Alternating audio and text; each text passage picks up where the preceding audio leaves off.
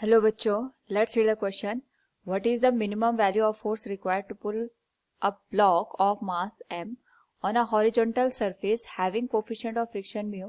Also find the angle this force makes with the horizontal if force is parallel to the horizontal surface. Now to answer this question, first we will discuss here the key concept, and here the key concept will be given as frictional force.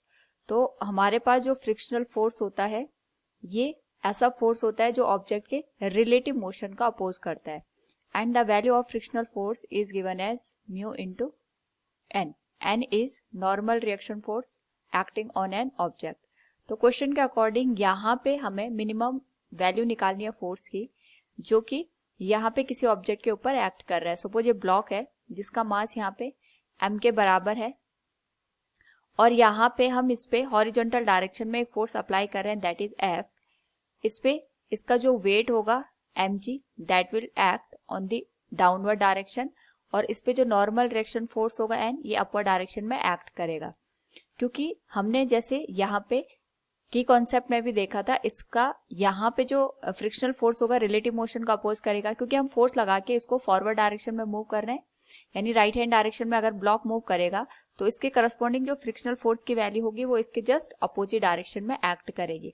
And the value of the frictional force is given as mu into N. And यहाँ पे क्योंकि vertical direction में कोई भी motion नहीं हो रहा है, वर्टिकल फोर्सेज एक दूसरे को बैलेंस करेंगे, तो एन की वैल्यू mg के बराबर होगी, and this will be given as F equals mu into mg. This will be given as equation number first. तो क्वेश्चन में हमसे यही पूछा गया, what is the minimum value of force required to pull a block of mass m on a horizontal surface having a coefficient of friction mu. यानी हमारे पास इस पर्टिकुलर ब्लॉक पे F equals mu into mg का frictional force act कर रहा है. अगर हम चाहते हैं कि ये जो ब्लॉक है ये मोशन की कंडीशन में आए, तो हमें यहाँ पे जो हम फोर्स अप्लाई कर रहे हैं that is of the capital F, उसकी वैल्यू कम से कम म्यू इंटू mg के बराबर होनी चाहिए.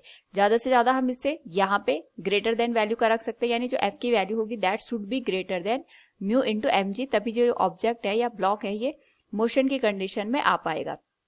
लेकिन अगर हम यहाँ पे मिनिमम केस की बात करते हैं तो जो मिनिमम वैल्यू होगी that should be equal to mu into mg.